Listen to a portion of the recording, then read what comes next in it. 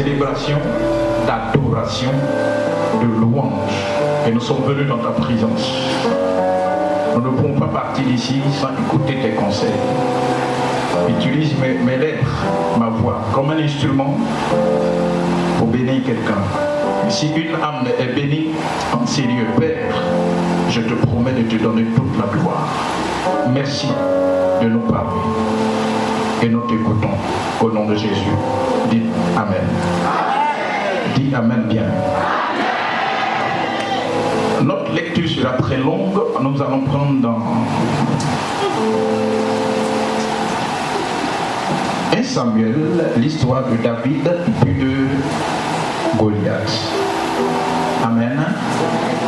Voilà.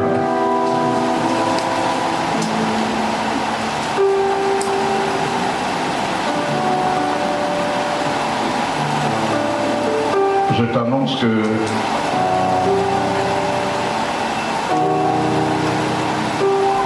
Dieu t'aidera à dégager la voie.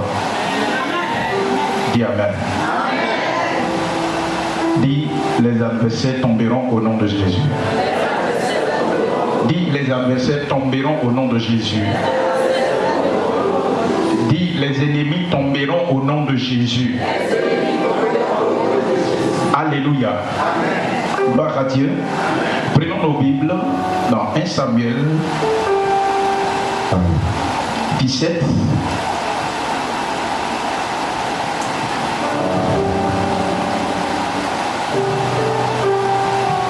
À partir du verset 10.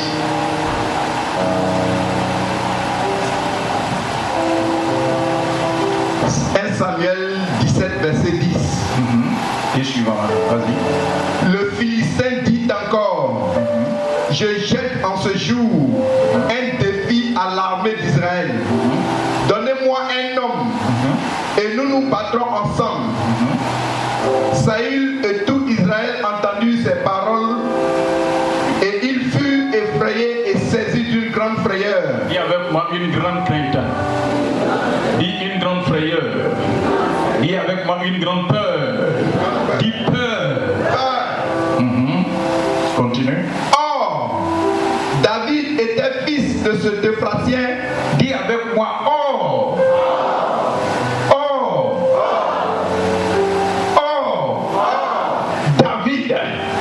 Dis avec moi, David. David était né. Dis, oh, David était né. Oh, David était né. Continue. De ce Déphratien de Bethléem de Juda, nommé Isaïe. Dis avec moi, David est fils d'Isaïe. David est fils d'Isaïe. Dis Isaïe. Isaïe Est le père de David. Ça va? Aujourd'hui, on est en train de parler de quoi? Faites des pères. Ça va? Faites des pères. En tant que fils, le père veut que le fils relève les grands défis. Amen. Un père, quand il voit son enfant, la prière, un bon père bien sûr, la prière qu'il formule, que là où je ne suis pas arrivé, que mon enfant arrive et puis dépasse. C'est l'expression d'un bon père. C'est la réaction normale d'un bon père. Amen. Donc ici, on fait mention d'Isaïe et puis on fait mention de David.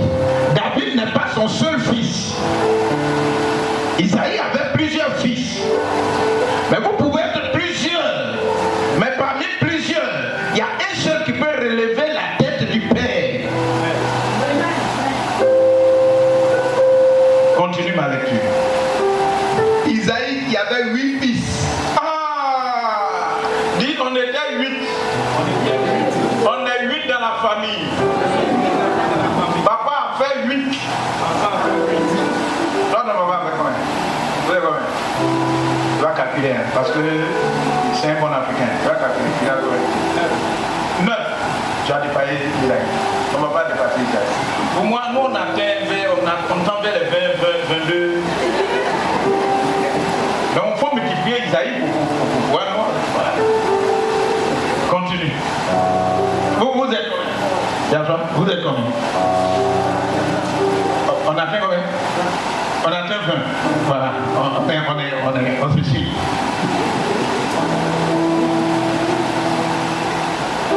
Qui a plus que 8?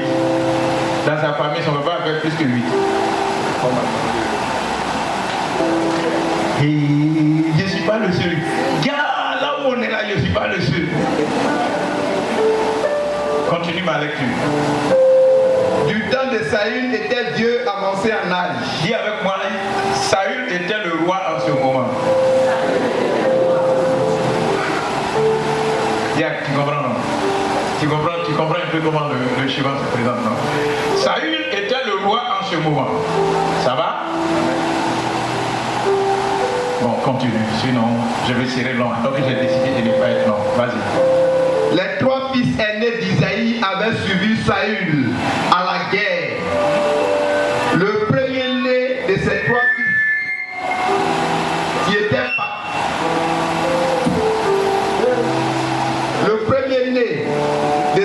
fils qui était parti pour la guerre s'appelait Eliab. Il y avait Eliab qui était à la guerre. Le second Abinadab. Abinadab était aussi en guerre. Et le troisième Shama. Shama était aussi en guerre. David était le plus jeune. David était le plus jeune. Qui avec moi le plus jeune? Le plus jeune. Et lorsque les 3 aînés eurent suivi Saül, David s'en alla chez Saül et revint à Bethléem pour faire paître les brebis de son père.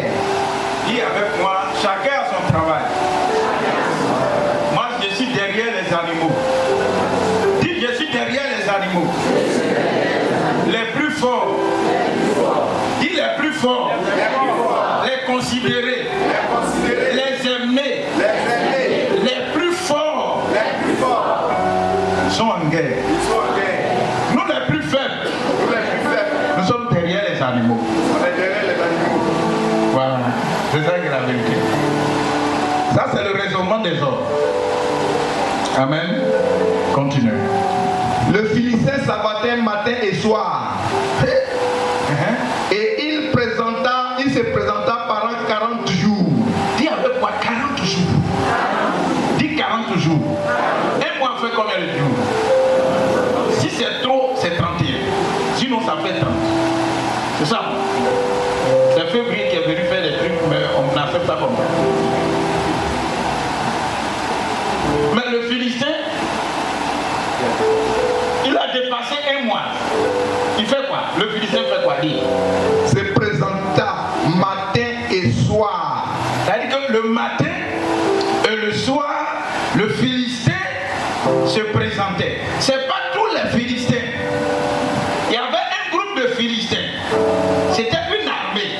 Donc il y avait l'armée d'Israël et puis il y avait l'armée des Philistins.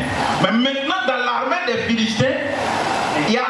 C'est pas toute l'armée qui se présente. C'est un seul qui se présente. Mais quand il se présente, toute l'armée d'Israël continue la lecture. Verset 17. Isaïe dit à David son fils. Oui.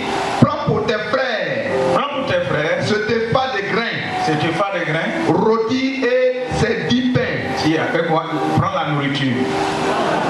Va donner à tes grands frères. Tu es le petit frère. Dis avec moi, tu es le petit frère. Je suis en train de prêcher comme ça. Va donner à tes grands frères. Et ils sont en guerre. Ils sont en train de nous protéger. Ils sont en train de nous garder. Ça va? Donc va leur donner à manger. Parce que c'est eux qui travaillent. Toi tu ne travailles pas. Donc va leur donner à manger. Suivons. Écoute au camp vers tes frères. Porte aussi ces 10 fromages au chef de leur millier. Voilà. Tu verras si tes frères se portent bien. Voilà. Et tu m'en donneras des nouvelles sûres. Ils sont avec Saül et tous les hommes d'Israël dans la vallée de Térébenthe, faisant la guerre aux Philistins. David se leva de bon matin. Il laissa les brebis à un gardien, prit sa charge et partit comme Isaïe le lui avait ordonné. Lorsqu'il arriva se ranger en bataille et poussaient des cris de guerre. Israël et les Philistins se formaient en bataille, armée contre armée. Dit armée contre armée. Dit armée contre armée. Force contre force. Arme contre arme. Puissance contre puissance. Autorité contre autorité. Pouvoir contre pouvoir. Armée contre armée. Armée contre armée. Continue. David remit les objets qu'il portait entre les mains du gardien des bagages, Oui. et courut vers les rangs de l'armée. Aussitôt arrivé, il demandait à ses frères comment ils se portaient. Tandis qu'il parlait avec eux, voici le Philistin de Gad, nommé Goliath, s'avança entre les deux armées.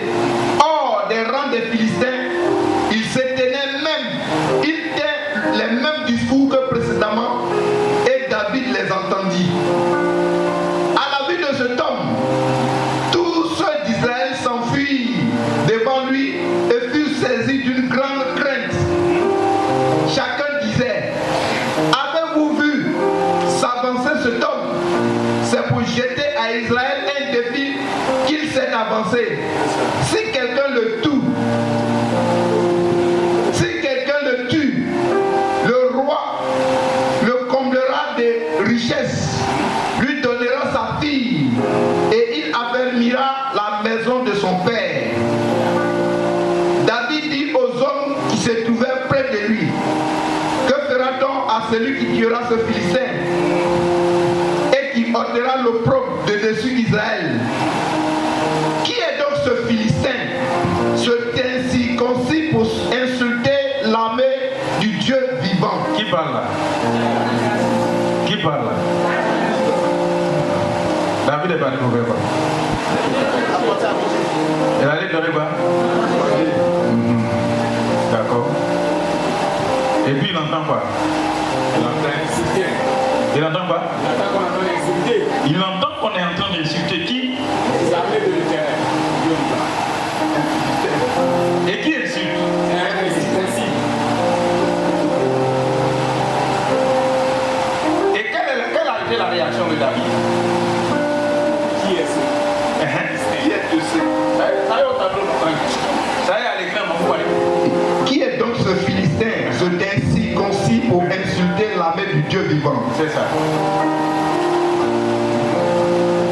Le peuple, répétant les mêmes choses, lui dit, c'est ainsi qu'on fera à celui qui tuera le Philistin. Oui. Eliab, son frère aîné, qu'il avait entendu parler à des hommes, fut enflammé de colère contre David. Il dit, pourquoi es-tu descendu?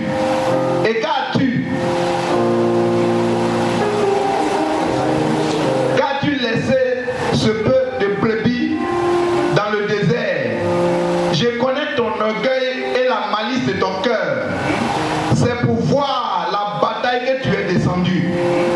David répondit, qu'ai-je donc fait? Ne puis-je pas parler ainsi? Et il se détourna de lui pour s'adresser à un autre et fit les mêmes questions. Le peuple lui répondit comme la première fois. Oui. Lorsqu'on eut entendu les paroles profondes de David, prononcées par David, on les rapporta, on les répéta devant Saül qui le fit chercher. David dit à Saül que personne ne se décourage à cause de ce Philistin. Qui parle? Qui parle? Disons ensemble que Personne ne se décourage à cause de ce Philistin. Ton serviteur ira se battre avec lui. Alléluia. Alléluia. Alléluia. Vous connaissez la suite. Merci, Nyamia Rossou, pour t'asseoir. J'ai envie de lire la suite en même temps. C'est bon, vous connaissez. J'ai raconté. Bien aimé, je vais vous donner juste un petit secret.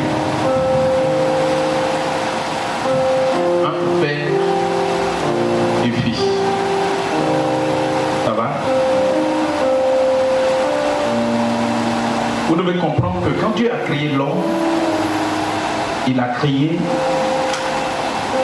pour qu'il soit heureux. Souvent, on dit Seigneur, bénis-moi. La bénédiction que Dieu a libérée sur l'homme depuis la création, là, ça est là. Mais pour pouvoir obtenir la bénédiction, il y a des voies, il y a des clés, il y a des principes. Amen. Et la bénédiction, ça se diffère d'une personne à une autre. Ça va? Ça diffère d'une personne à une autre.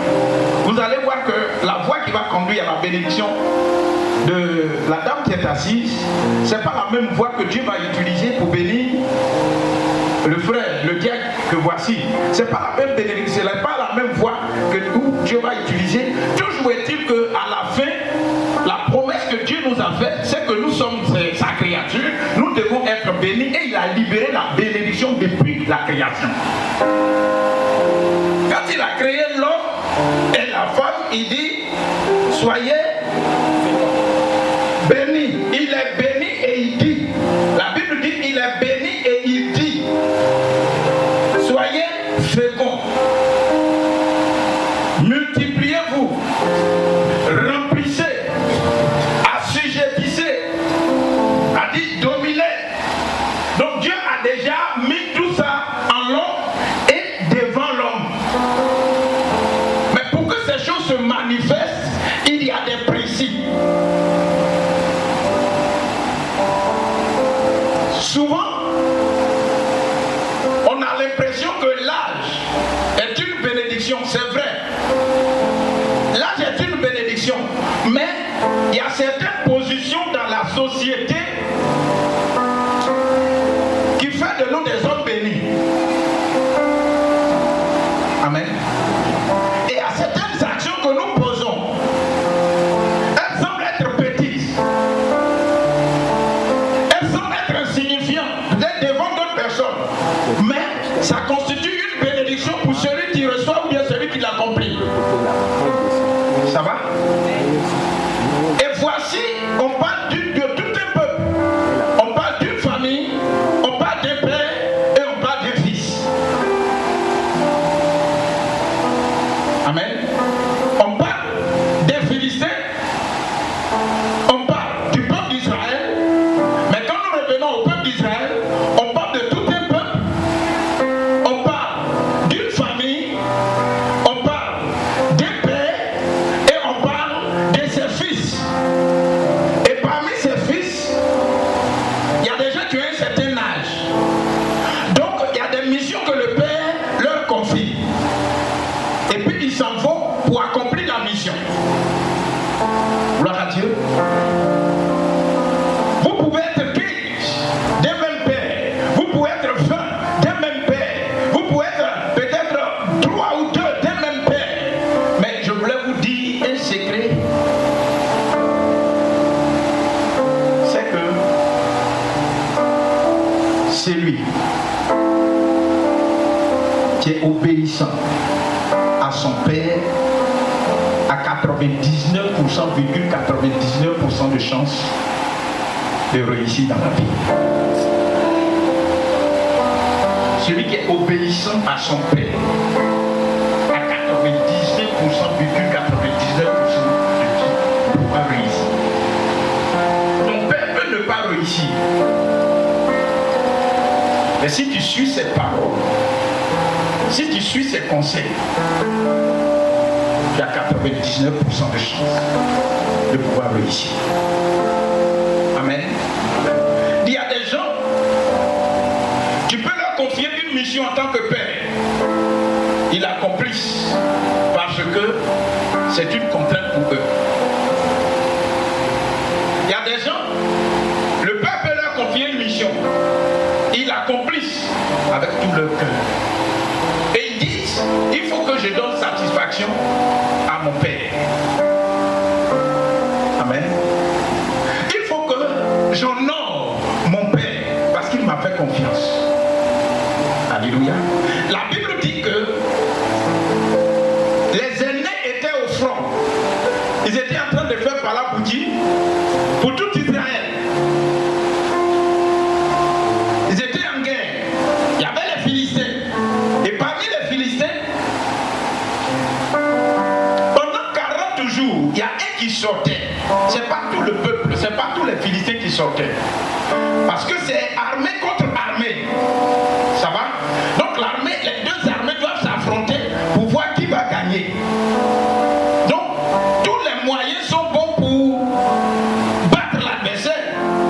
Tous les moyens sont utilisés pour battre l'adversaire.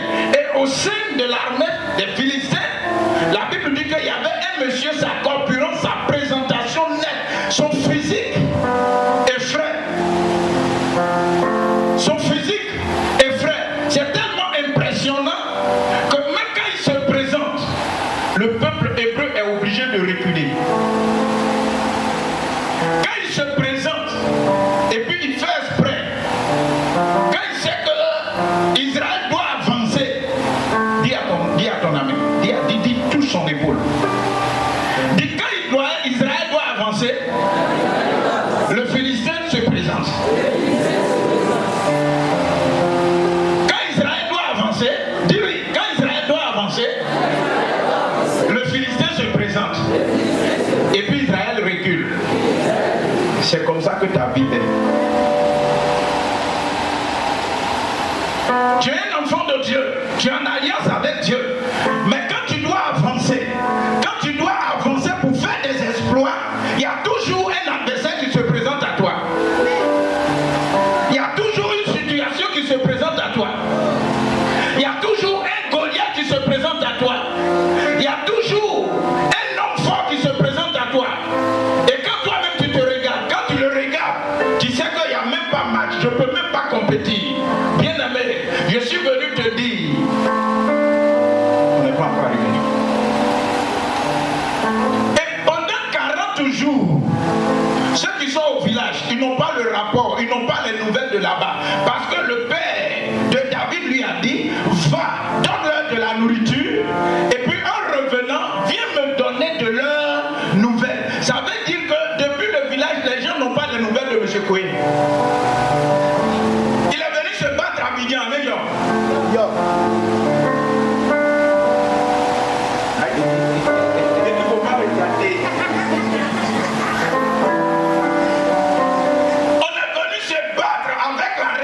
De la vie à Abidjan. On est venu se battre et par la grâce de Dieu, nous avons découvert ce qu'on appelle Jésus de Nazareth. Et Jésus, dans son amour infini, il met au devant de nous un Père. Il met au devant de nous un Père. Vous comprenez ce que je suis en train de dire? Si nous parlons de Père physique, et si vous voulez, on peut aller dans l'histoire. Si je vous raconte, vous allez voir que un Père physique léguer la pauvreté. Et puis tu vas nager dans la pauvreté tout en bas.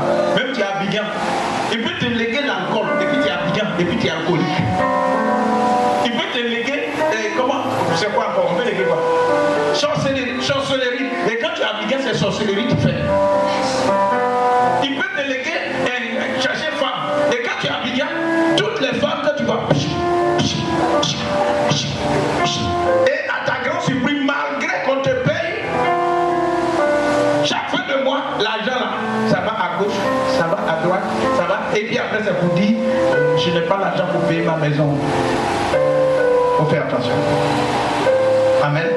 Un père spirituel, un véritable père spirituel, a pour mission de vous donner des conseils, de vous donner des orientations. Mais pourquoi il donne ces orientations? C'est pour que vous puissiez atteindre un certain niveau que les autres qui ne sont pas comme vous, qui ne sont pas avec vous, qu'à votre grande surprise, quand vous allez vous retrouver, qu'on sache qu'il y a une différence entre toi et puis eux. J'ai pas entendu amen. Alléluia. Le premier point que le chrétien doit savoir, David là, il était derrière des animaux. C'est ce que son père lui a dit. Et ce jour-là, il lui a dit, va sur le terrain de guerre. Quand vous lisez la suite, vous allez voir que c'est un véritable risque. C'est un risque C'est un risque. Pour que tu sois dans l'armée, il y a un minimum de formation. Annick, c'est pas ça?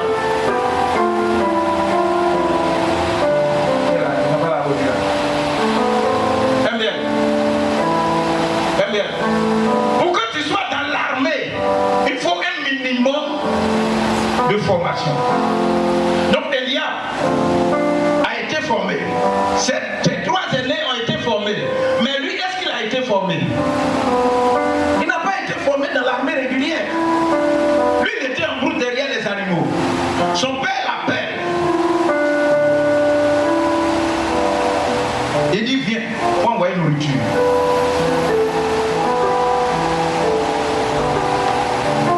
Je vous assure, si c'était nous là, là-bas où on dit on tue les gens, on fait guerre. Et puis c'est moi, papa dit, d'envoyer une nourriture.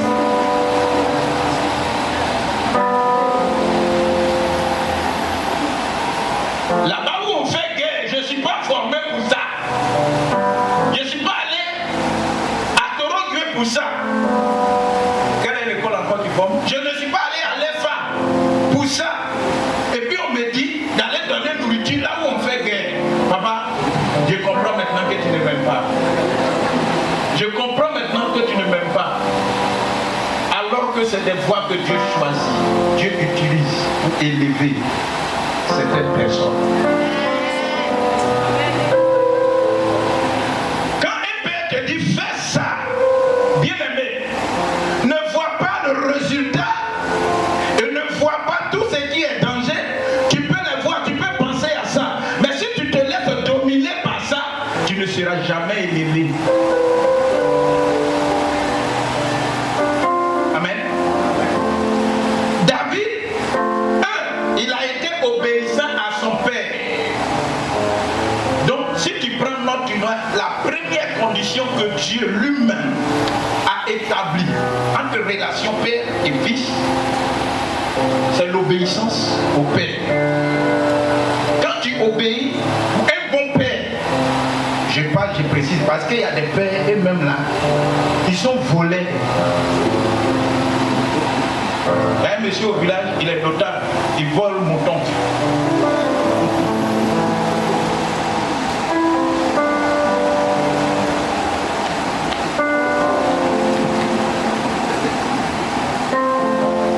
Donc il y a des bons pères. Quand tu as un bon père, quand il te dit fais quelque chose, bien aimé, il faut faire.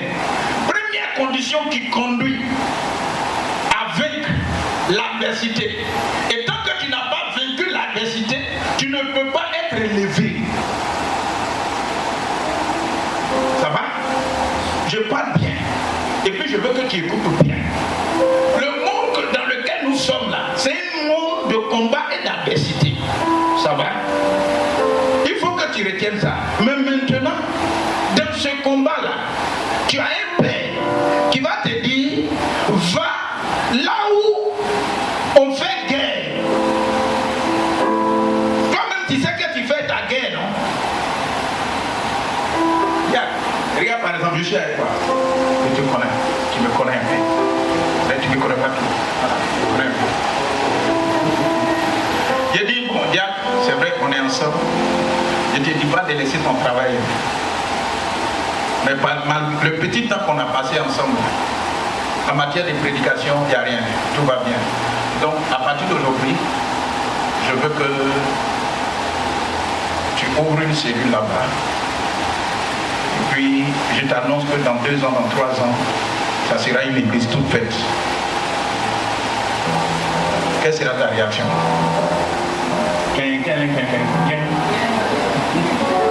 Alors que lui-même, il sait, son programme est tellement dense. Sa femme, vas-y, Yango. Même la nuit, il travaille. Il a complété. Il est en train de faire bagage intellectuel. Bagage intellectuel, je parle de ça, tu l'utilises. Quand tu as trop de bagage intellectuel, tu es courbé comme ça. Je vous assure, bagage intellectuel. Quand tu as ça, tu es courbé. Pour que la parole de Dieu te redresse. C'est Dieu. Combien? Dieu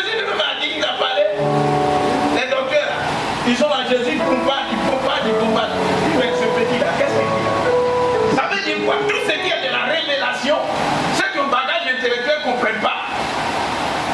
Ça va? C'est ce que je suis en train de dire là, je vous assure. Si David avait fait des études de guerre, et parce qu'il n'avait pas d'armure, il n'avait pas d'armes, il n'avait rien là, on lui dit il faut partir, il n'allait pas partir.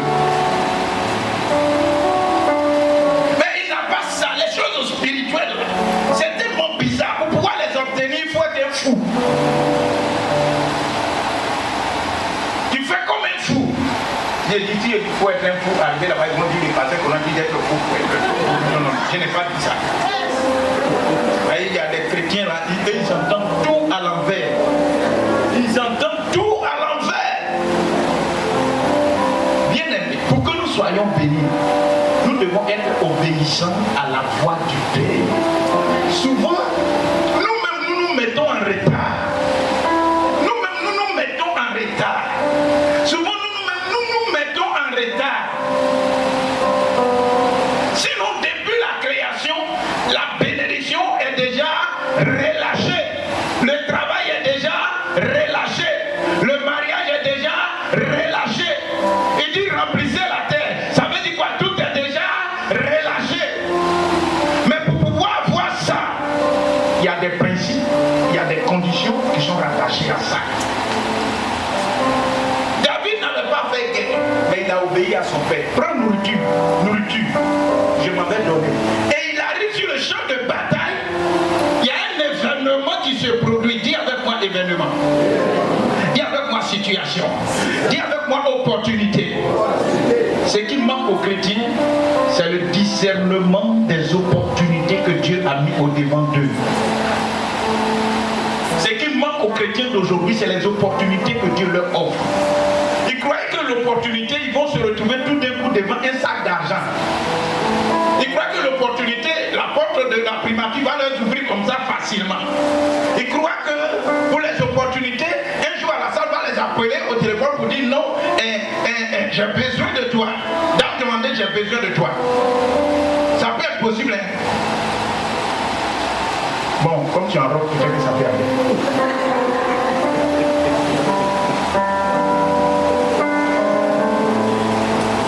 Sinon, quand je lis la Bible, pour qu'un homme quitte une position A pour aller à une position B, il y a un temps de souffrance, il y a un temps de palabre, il y a un temps de combat, il y a un temps de preuve, il y a un temps où tu dois défier la réalité que tu vois.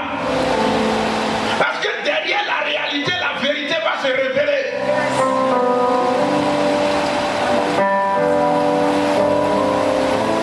Derrière la réalité que tu vois là, la vérité va se révéler. Il arrive là, et puis il voit, les gens sont là. David, il ne faut pas parler beaucoup. Vous savez, c'est comme quand on va à des réunions. Souvent il y a des doyens qui sont là. Et puis tu es jeune parmi eux. Ils parlent, et puis tu demandes à ton voisin, c'est que le doyen a dit. Ici, on ne parle pas. Alors que c'est une opportunité que Dieu te donne pour qu'ils sachent qu'en réalité, ils sont doyens, c'est vrai. Mais la petite connaissance que tu as là, ça peut être un plus dans la progression des choses, dans l'évolution des choses, dans le changement des choses. Et ce qui ne change pas ne porte pas de fruits. Ah, c'est un autre message. Ce qui ne change pas ne porte pas de fruits. Voilà pourquoi les années changent, les mois changent, les jours changent, les semaines changent. C'est pour qu'on ait quelque chose de nouveau. Et même les arbres qui sont là, il y a une saison, ils portent du fruit, ça tombe pour que d'autres fruits. Et souvent même toutes les feuilles tombent. Tu as l'impression que l'arbre va mourir, alors que c'est maintenant qu'elle est en train de prendre des forces pour aller plus loin. Alléluia. Si aujourd'hui tu es en train de traverser des moments de sécheresse, sache que enracine-toi davantage de la parole de Dieu, enracine-toi davantage de la parole de Dieu. Et dans les jours qui vont venir, dans les premières pluies, quand tu vas voir que la pluie est en train de tomber, sache que dans l'avenir tu vas porter des fruits excellents, les fruits excellents, les fruits excellents. Au nom de Jésus-Christ. Le petit se présente. Il dit, mais j'entends, on dit tais-toi. Il veut parler, on dit tais-toi. Il dit, et puis maintenant, il entend que le monsieur est en train d'insulter. Il est en train d'insulter. c'est l'obéissance. La deuxième chose, n'acceptez jamais que par vous, Dieu soit déshonoré. Et n'accepte pas que quelqu'un déshonore Dieu pendant que tu es là. N'acceptez pas que Dieu soit insulté. N'acceptez pas par vos comportements que quelqu'un insulte Dieu.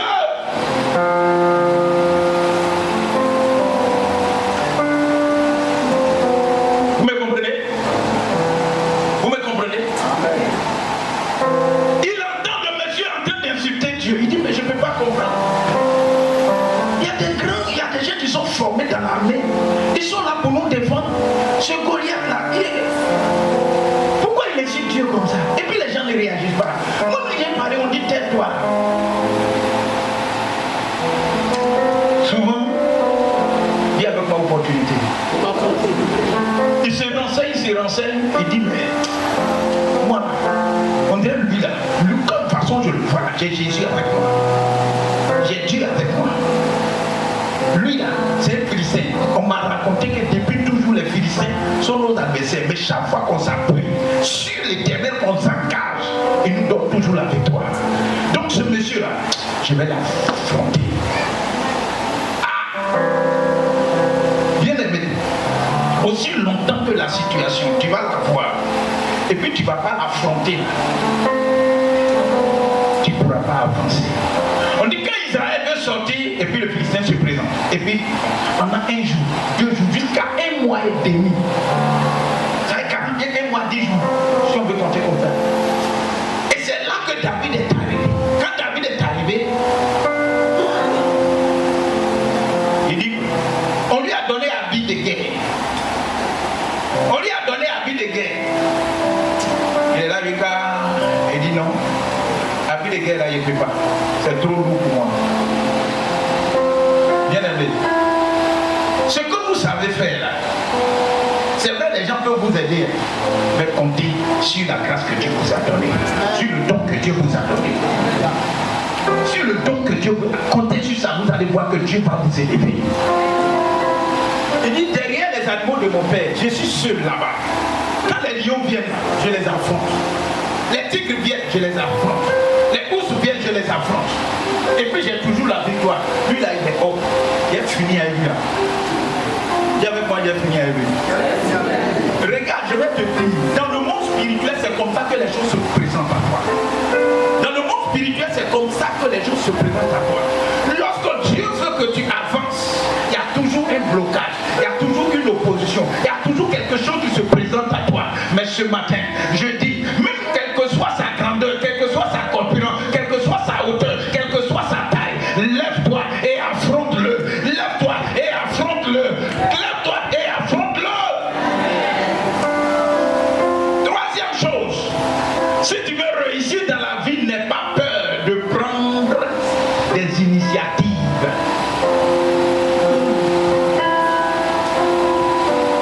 N'ayez pas peur de prendre des initiatives. Et puis n'ayez pas peur de l'échec.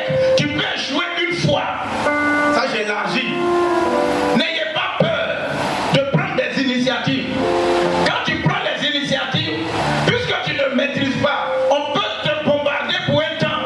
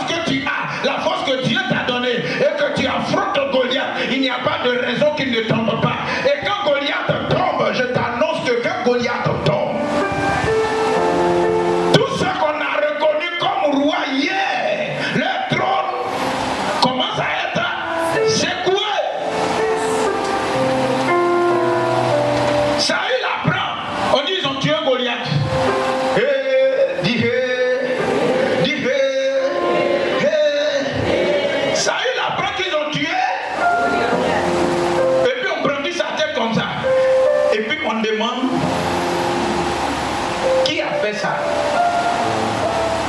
Ils n'ont pas dit c'est David. Hein. On dit c'est le fils d'Isaïe. Soyez des fils.